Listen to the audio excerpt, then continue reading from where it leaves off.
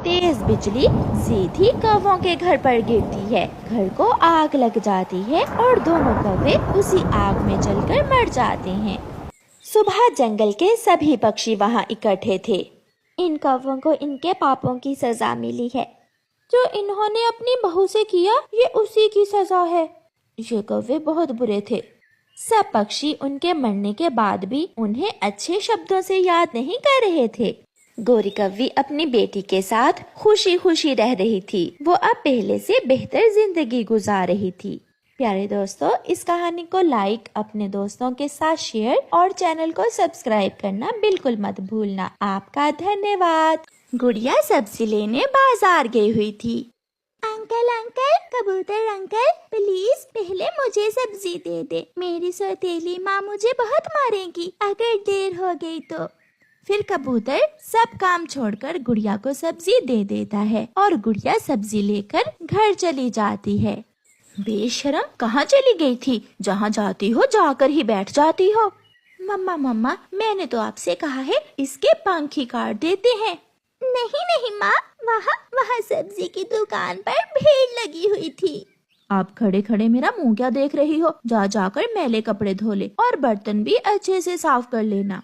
गुड़िया चुप करके चली जाती है और बर्तन धोने लगती है। वो रोए जा रही थी और बर्तन धोए जा रही थी। आज उसे अपनी माँ की बहुत याद सता रही थी।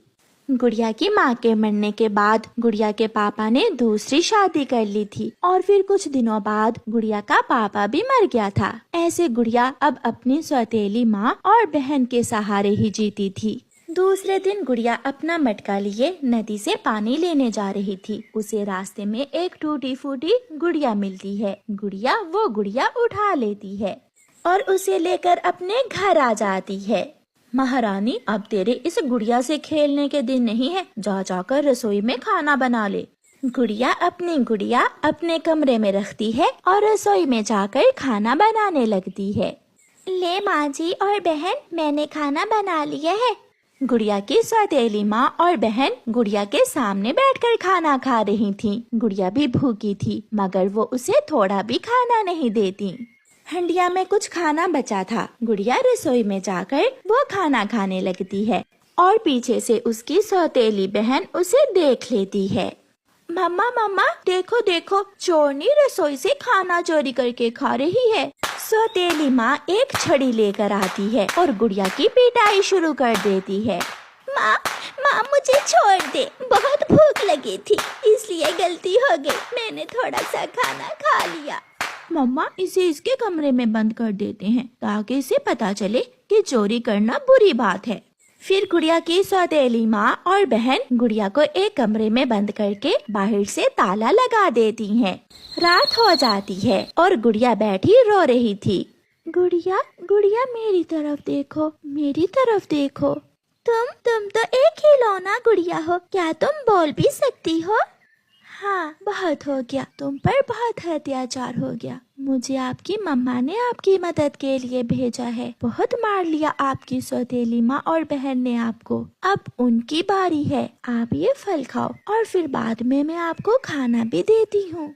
फिर वो चमत्कारी गुड़िया को ढेर सारे फल देती है। गुड़िया मजे मजे से मीठे मीठे फल खा लेती है। 2 दिन गुजर जाते हैं। मम्मा, 2 दिन हो गए, एक बार दरवाजा खोलकर देखते हैं कि वो गुड़िया की बच्ची जिंदा है या मर गई है। फिर वो माँ बेटी कमरे का ताला खोलकर दरवाजा खोलती हैं। ये आमों के छिलके कहाँ से आए? मम्मा, आने कहाँ से हैं? इस चोरनी ने जरूर यहाँ फल छुपा कर रखे होंगे। मैं अभी पूछती हूँ इसे। गुड़िया अपनी चमत्कारी गुड़िया की तरफ देखती है और चमत्कारी गुड़िया दोनों माँ बेटी को मारने लगती है। बचाओ बचाओ, कोई हमें बचाओ। गुड़िया, तेरी ये गुड़िया हमें क्यों मार रही है? जब तुम मुझे मारोगी तो मेरी गुड़िया भी तुम्हें मारेगी। चलो चलो, अब जल्दी से मेरे लिए खाना बना कर लाओ। फिर वो दोनों माँ बेटी गुड़िया के लिए खाना बना कर लाती हैं। गुड़िया आराम से बेड पर बैठकर खाना खाती है।